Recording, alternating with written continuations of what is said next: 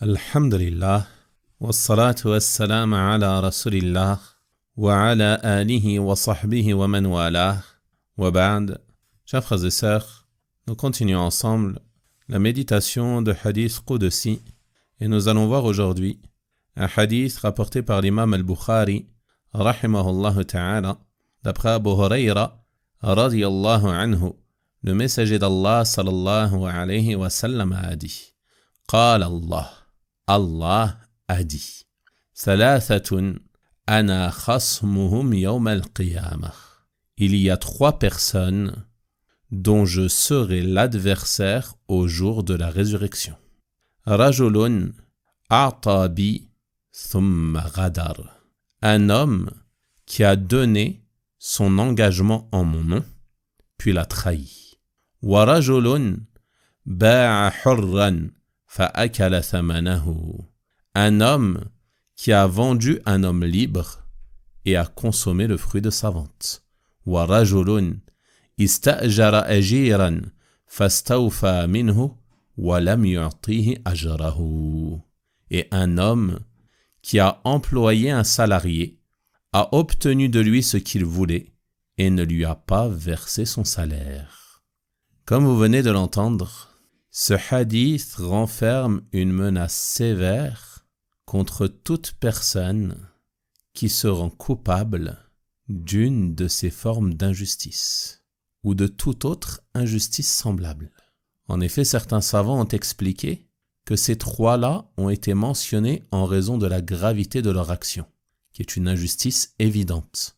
Mais cette menace, elle concerne aussi toute personne qui se rend coupable d'injustice envers les serviteurs d'Allah. Allah sera son adversaire au jour de la résurrection. Cela signifie que cette personne sera perdue, comme on le trouve dans une autre narration, et celui dont je suis l'adversaire sera vaincu. Nul doute que celui dont l'adversaire est Allah subhanahu wa ta'ala sera vaincu. Et le premier homme qu'il a mentionné ici est celui qui a donné un engagement au nom d'Allah et n'a pas tenu son engagement. C'est-à-dire qu'il a juré par Allah qu'il allait faire une chose et il ne l'a pas faite. Ou inversement, il a juré par Allah, il a donné son engagement au nom d'Allah qu'il ne ferait pas une chose puis il l'a faite, ou autre chose semblable. Et ceci est très répandu parmi les gens. Combien sont ceux à s'engager devant Allah, ou pire encore à prendre Allah à témoin, puis à ne pas respecter leurs engagements? Combien sont les conflits et les disputes qu'il y a entre les gens à cause de ce mauvais comportement, ce manque de loyauté, cette caractéristique blâmable qui fait partie des caractéristiques des hypocrites. Lorsqu'il donne son engagement, il le trahit. Ceci fait partie des caractéristiques des hypocrites. Cela s'oppose à la perfection de la foi. Alors que dire de celui qui, en plus de s'engager, jure par Allah subhanahu wa ta'ala? Ne se contente pas de s'engager, mais il jure par Allah. Il donne son engagement au nom d'Allah. Son péché est encore plus grave. C'est pour cela qu'Allah subhanahu wa ta'ala sera son adversaire au jour de la résurrection. Il aura des comptes à rendre à son Seigneur en raison de cet engagement qu'il n'a pas respecté, en plus de rendre des comptes à la personne victime de cette injustice. Donc rappelle-toi de cela. Peut-être qu'ici-bas, tu peux avoir le dessus sur les gens, profiter de ta position vis-à-vis d'eux ou profiter de leur faiblesse ou encore profiter de leur indulgence. Mais au jour de la résurrection, tu devras rendre compte de chacune de tes actions. Et si tu t'es servi du nom d'Allah pour rassurer les gens, pour leur garantir ton honnêteté, puis ensuite que tu as trahi ton engagement, que tu n'as pas tenu tes engagements, alors tu n'auras pas seulement des comptes à rendre à cette personne que tu as lésée, mais tu auras des comptes à rendre à Allah subhanahu wa ta'ala al-Qawi al-Jabbar, qui sera ton adversaire. Et nul doute que tu seras perdu face à lui. Il faut donc prendre garde à cela, et ne pas penser que ces paroles que tu prononces avec ta langue, elles n'ont pas de conséquences. Allah subhanahu wa ta'ala dit dans son noble livre, wa awfu bil ahd, innal ahda kana mas'oula. Soyez fidèles à vos engagements, car vous aurez à rendre compte de vos engagements. Soyez fidèles à vos engagements, tu auras à rendre compte de chacun de tes engagements. Prends donc garde à cela. Ne pense pas que c'est sans gravité. Tu t'engages à faire une chose, tu t'engages à ne pas faire une chose. Respecte ton engagement. Et parmi les engagements les plus solennels qu'il incombe de respecter, il y a les engagements liés aux conditions du mariage. Les imams al-Bukhari et Muslim, rahimahumallahu ta'ala, rapportent d'après Uqba, radiyallahu anhu, que le prophète sallallahu alayhi wa sallam a dit « La condition qui mérite certes le plus d'être respectée est celle par laquelle vous vous rendez licite le rapport intime. Par cette condition, ce rapport est devenu licite, car l'homme est devenu le mari de cette femme et cette femme est devenue l'épouse de cet homme. Ils sont donc licites l'un à l'autre. Pourquoi ? Car ils se sont engagés l'un envers l'autre à respecter certaines conditions.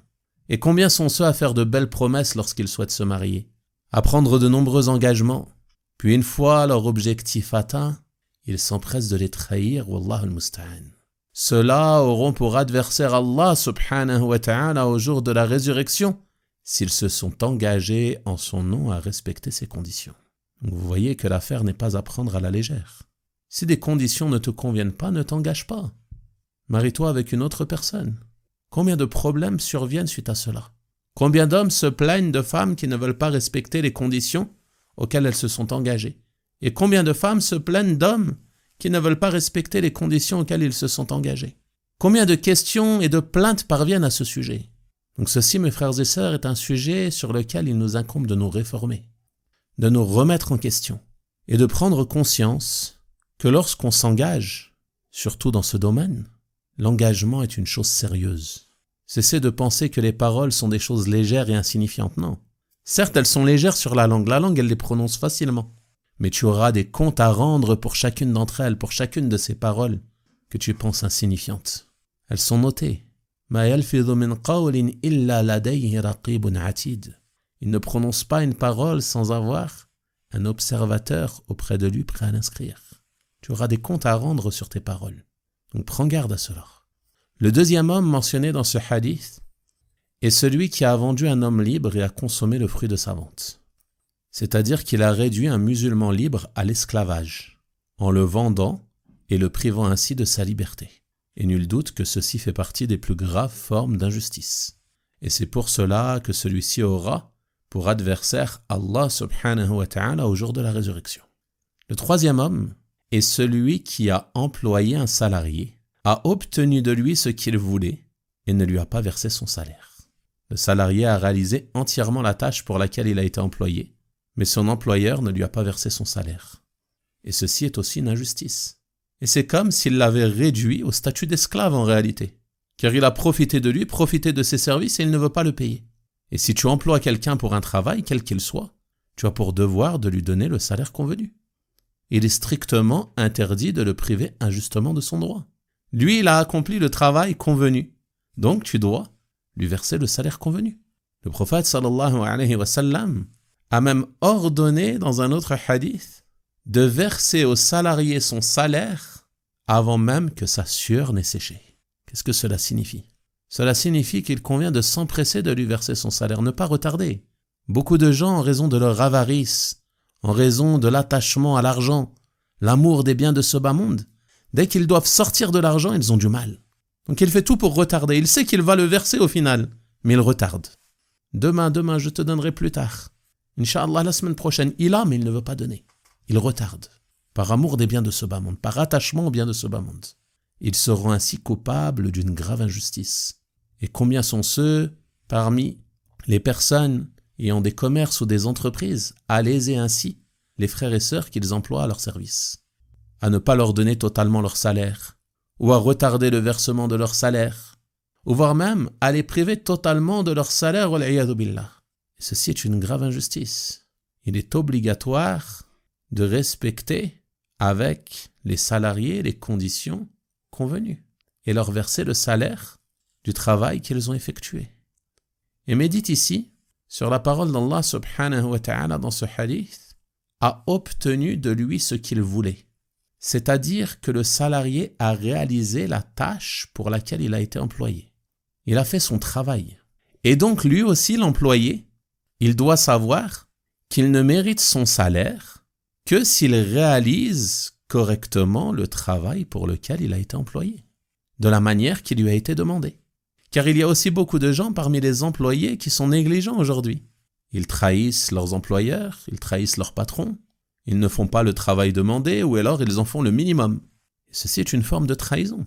Et si tu agis ainsi, tu ne mérites pas ton salaire. Même si ton salaire t'est donné, sache que ce salaire ou une partie de ce salaire est de l'argent que tu as acquis de non-droit, qui ne t'est pas licite, si tu n'as pas accompli le travail qui t'a été demandé.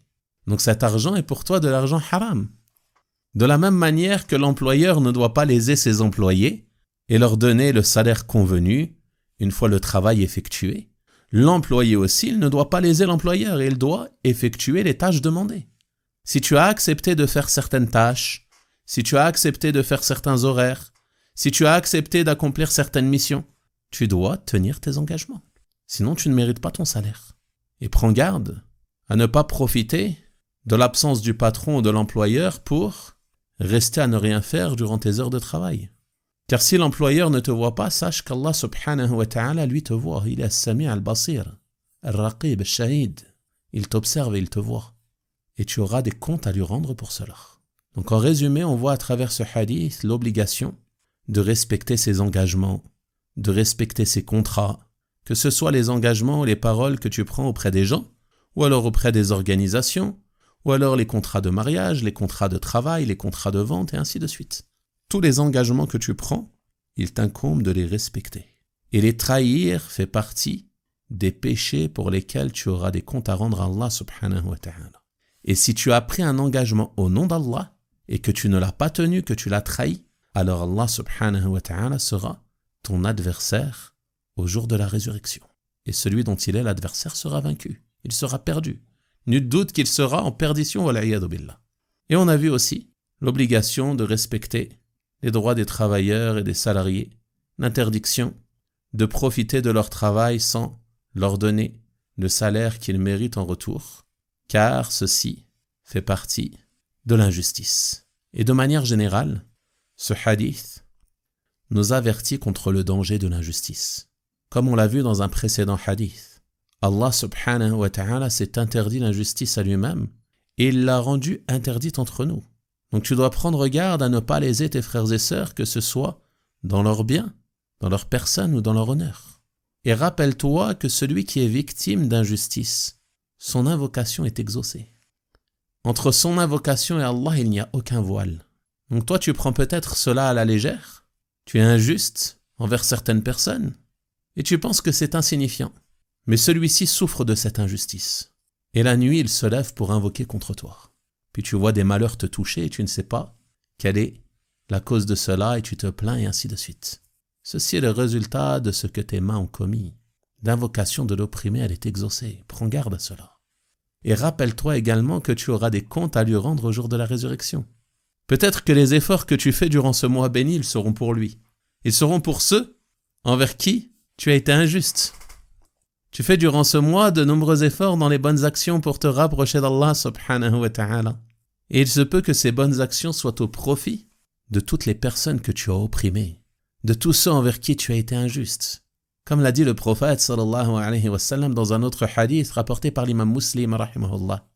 D'après Abu Hurayra radiyallahu anhu, il a interrogé ses compagnons et a dit « Savez-vous qui est le ruiné ?» Ils ont dit « Le ruiné parmi nous, c'est celui qui n'a pas d'argent, celui qui ne possède rien. » Alors le prophète sallallahu alayhi wa sallam leur a dit « Le ruiné parmi les gens de ma communauté est celui qui viendra au jour de la résurrection avec la prière, le jeûne, la zakat, mais il viendra alors qu'il a insulté celui-ci, qu'il a calomnié un autre, qu'il a mangé les biens d'un autre, qu'il a fait couler le sang d'un autre, qu'il en a frappé un autre. Alors il donnera à celui-ci de ses hasanat, il donnera à l'autre de ses hasanat, jusqu'à ce qu'il n'ait plus de hasanat à donner. Alors on prendra des mauvaises actions de ces personnes et on les jettera sur lui, il sera jeté dans le feu. Wal'iyadu billah. Donc vous voyez le danger de l'injustice. Il se peut que l'injustice te fasse perdre les fruits de tous les efforts que tu fais pour te rapprocher d'Allah subhanahu wa ta'ala. Chaque injustice, tu auras des comptes à rendre pour celle-ci. une insulte, un coup, une mauvaise parole, un vol d'argent ou autre chose semblable. Donc empressez-vous de vous repentir à Allah subhanahu wa ta'ala, de revenir à lui d'un cœur repentant, de cesser ces injustices, d'avoir des regrets pour le passé, d'avoir la volonté de ne plus les commettre et de réparer les torts causés avant ce jour où il n'y aura ni pièce d'or ni pièce d'argent pour régler les comptes, mais ce sera seulement les hasanats qui te seront retirés ou des mauvaises actions desquelles tu seras chargé. Wallah al-musta'an. Je demande donc à Allah subhanahu wa ta'ala de nous préserver de l'injustice et de nous guider au meilleur des comportements. Wa sallallahu wa sallama wa baraka ala nabiyyina Muhammad wa ala alihi wa sahabatihi ajma'in. Walhamdulillahi rabbil alamin wa barakallahu fikum.